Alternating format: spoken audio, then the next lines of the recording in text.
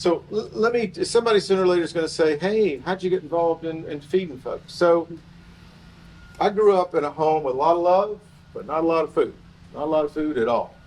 Um, I had two sisters. They struggled to eat because of me, because I ate everything, right? So there'd be, at Christmas, literally, I was sent to other relatives, rich relatives. We had an uncle who was a truck driver. He was rich in our family.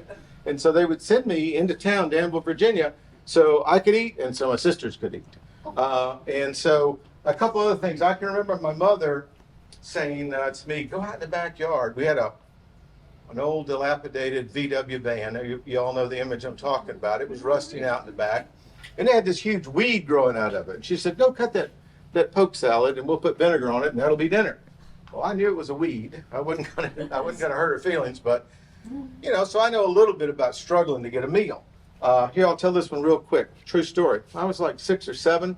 I got cat scratch fever from a little kitten that we had adopted. And back then it was a little more serious than it is now, so I was hospitalized. And I wasn't in any pain. I wasn't going to die, but I was in the hospital for several days. And the nutritionist came in. My mother, of course, never left my side, right beside me the whole time.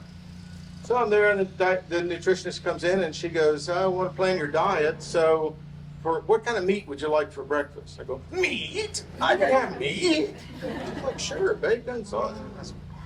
Then she goes, now lunch, what kind of meat do you want? Meat? I can have meat? And so this goes on for, 21 selections, because I was in there for a week. I took a whipping for that later on. Well, I embarrassed my mother, right?